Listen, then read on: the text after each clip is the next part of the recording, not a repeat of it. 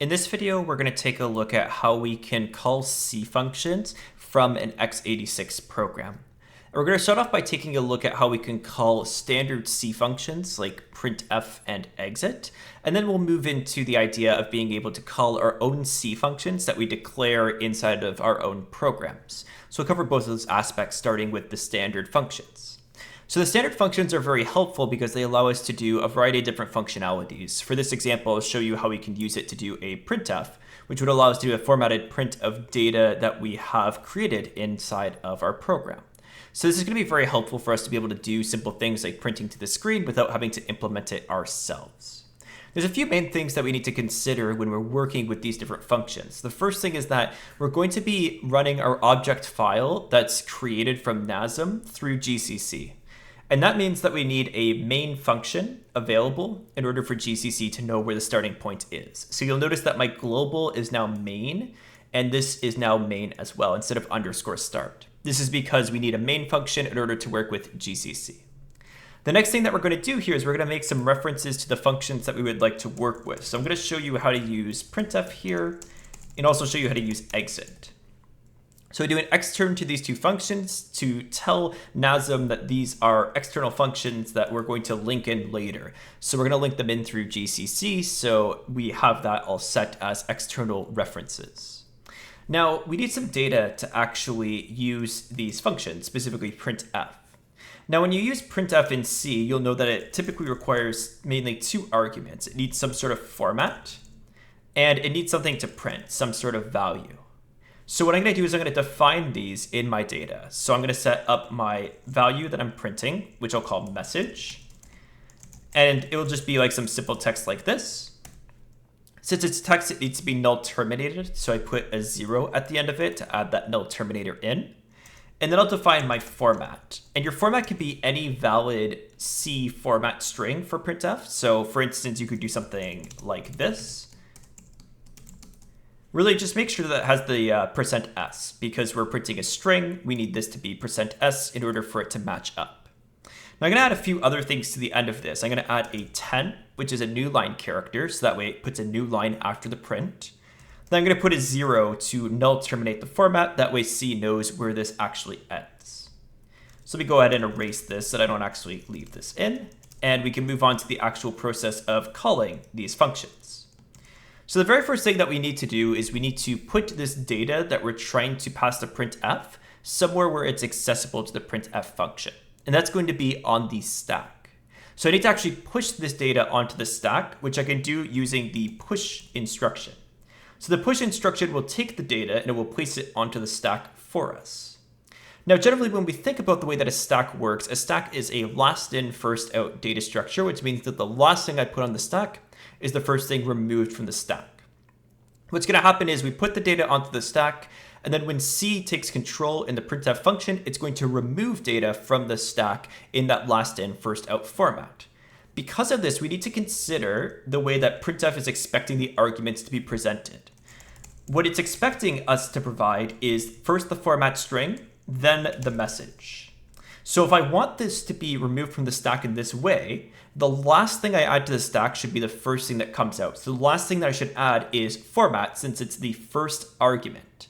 That means that message will go on first, then format will go on. So when these are removed, they go in reverse order. So format gets removed first and placed in this argument. Message gets removed second and placed into this argument. So you see how those are flipped around like that. So it's just important to note how these arguments are looking. So this is just something important as a detail to take in. From here, we're now all set to go to call the printf function. And we can do that simply using the call instruction. And then we just give the name of the function, which is printf. This is, of course, matching the extern that we defined up here for printf. So at this point, printf would be called, and it would do the print for us. Now, the next thing I want to do is I want to end my program, which I'm going to do using the exit function, which is also from C. If you've worked with C, you'll know that exit takes in one argument, and that's the exit code. It would look something like this typically in C. So in order to do this, we need to push the argument onto the stack, like we did with the printf, and then we call the function itself. So we just need to push on an exit code, which can be any real integer value. So typically you would do something like 1, for example, as an exit code. And then what I'm going to do is I'm going to go ahead and call exit. So with this, we now have a way of being able to call these different C functions. The next step here is really getting everything compiled. So let's move over here and let's take a look at that process. I'm going to use NASM in order to generate out an object file for us. So we'll do first.o and first.s. That creates our object file for us. And then we're going to use GCC with a few flags to be able to create our final binary file. The flags that we need to add on are no pi. What that's going to do is it's going to, typically by default on operating systems like Ubuntu and probably many other Linux operating systems, GCC is going to generate for us a position independent executable, which is something that's not really going to play well with our x86 program. So we turn that feature off by specifying the no pi flag. So that's why we're specifying this flag here. The second flag we provide is M32, which tells GCC that we're working in a 32-bit architecture. So we explicitly state that for GCC. Next, we provide our object file, which is first.o, and then we provide the name of the binary that we want to generate, which will be just first. From here, I can run first, and as you can see, I get output is hello world. So do you see that that actually did create the exact printf effect that we were expecting? And also, if I echo out the exit code, you'll see that it was set to 1. Now, one final thing that I'll just show you here before we finish off is we can, of course, provide multiple different strings into this. You'll know in C that we can provide really as many format strings as we would like inside of here. So in this example here, I have two %s's, which indicates that we would have two strings. So I want to provide two different strings to print out. So I'll put a second one here, and I'll just say like this is a test, for instance.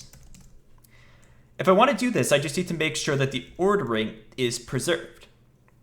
So that means basically when printf has two different things, what it's going to do is it's going to say the following. The first thing goes into the first %s. So the first thing would be message, and then the second thing would be message 2, if I want to do it in that order. So remember that we want to make sure that the ordering matches, right? So the format string here has to be the first thing, which is why it's the last thing we push onto the stack. So that gives us this piece here. The second thing I want off of the stack is message. So I'm going to leave it in this position. And then at the very top here, I'll add on the push for message 2. That would make it so that it's the last thing that comes off of the stack, and therefore the last thing that's actually printed to the screen. And just to play around further, let's just change the exit code as well, just to see that that is actually working. So we'll change that to 10. And now we'll come back over here and we'll just go ahead and run our commands again. We'll run this. Do you see that we get both of the format strings in the order that we specified?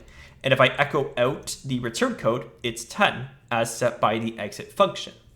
So this gives you a really simple way of being able to link together x86 and GCC in order to call different functions from your assembly code.